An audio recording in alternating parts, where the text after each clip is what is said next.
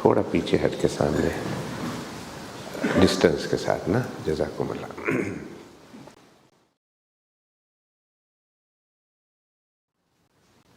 پھر جب وہ بولتے ہیں نا تو کبھی حسان ابن ثابت کہلاتے ہیں رضی اللہ تعالی عنہ، کبھی وہ حسان ابن ثابت ہوتے ہیں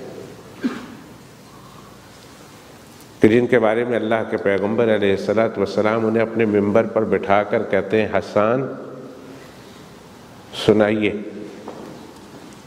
کچھ سنائیے، اور پھر اللہ سے دعا کرتے تھے اللہم ایدہ بروح القدس، اے اللہ جبرائیل کے ذریعہ سے حسان کی مدد فرما۔ اللہ اکبر۔ پھر وہ حسان سناتے تھے۔ دیوان حسان ملتی ہے مارکیٹ میں،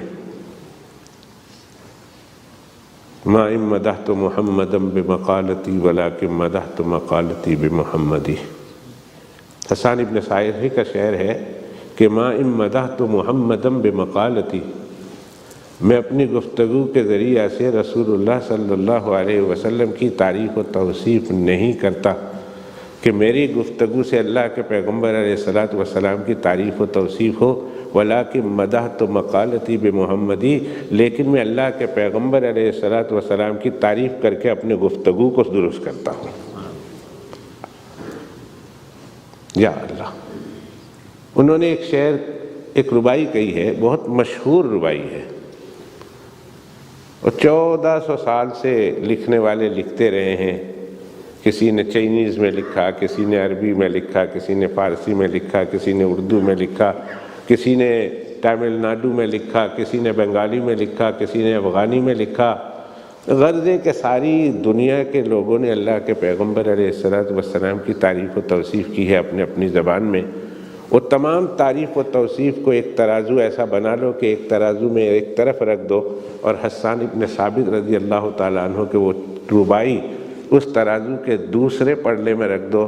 محمد بلال کا وجدان کہتا ہے ان سارے 1400 سال میں رسول اللہ صلی اللہ علیہ وسلم کی نعت میں جو کچھ اشعار لکھے گئے ہیں ان سب کے مقابلے میں یہ ربائی وزن بڑھ جائے گا اس کا۔ بہت خوبصورت لکھی۔ وَأَحْسَنَ مِنْكَ لَمْ تَرَ قَطُّ عَيْنِي، آہا، وَأَحْسَنَ مِنْكَ لَمْ تَرَ قَطُّ عَيْنِي وَأَجْمَلَ مِنْكَ لَمْ تَلِدِ النِّسَاءُ خُلِقْتَ مُبَرَّأً مِنْ كُلِّ عَيْبٍ كَأَنَّكَ قَدْ خُلِقْتَ كَمَا تَشَاءُ۔ کمال کر دیا۔ کاش آپ سب کو بھی عربی آتی ہوتی، یا کم از کم عربی سے اتنا بہت تھوڑا بہت شدبوت ہوتا، تھوڑا بہت شغف ہوتا ہے کہ یہ آسان سی باتیں جو ہے آپ تک پہنچ جاتی، آپ سمجھ جاتے اس سے، یا کم از کم ایسے اشعار تو آپ کی زبان پر جاری ہو جاتے ہیں یا جاری ہونے چاہیے۔ تو خیر میں کہہ رہا تھا وَأَحْسَنَ مِنْكَ لَمْ تَرَ قَطُّ عَيْنِي وَأَجْمَلَ مِنْكَ لَمْ تَلِدِ النِّسَاءُ خُلِقْتَ مُبَرَّأً مِنْ كُلِّ عَيْبٍ كَأَنَّكَ قَدْ خُلِقْتَ كَمَا تَشَاءُ۔ کیا پیارا شعر ہے۔ فرمایا میرے آقا وَأَحْسَنَ مِنْكَ لَمْ تَرَ قَطُّ عَيْنِي، آپ جیسا حسین میری آنکھ نے کبھی دیکھا ہی نہیں۔ ایسا حسن و جمال ہے آپ کا کہ آپ جیسا حسین میری آنکھ نے دیکھا ہی نہیں۔ اور پھر شاعر کہتا ہے بہت ممکن ہے حسان تم نے دیکھا نہ ہو لیکن ہو دنیا میں کہیں، تم نے حجاز دیکھا ہے، تم نے مکہ شریف دیکھا ہے، مدینہ شریف دیکھا ہے، جدہ دیکھا ہے، آگے پیچھے چھوٹے چھوٹے بڑے بڑے شہر دیکھے ہوں گے، لیکن شاید دنیا میں ہوں گے، تم نے نہیں دیکھا تو کیا ہوا؟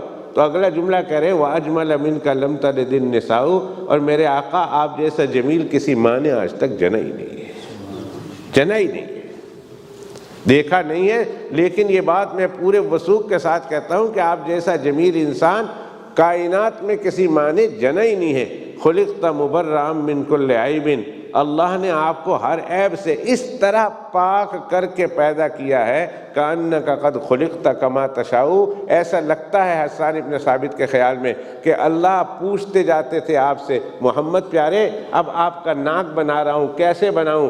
آپ نے بتایا کہ ایسے بناؤ، آپ بتاتے جاتے تھے اور اللہ بنائے جاتا تھا۔ ایسا لگتا ہے کأنک قد خلقت کما تشاء، آپ جیسے بتاتے جاتے تھے اللہ ویسے بناتا جاتا تھا۔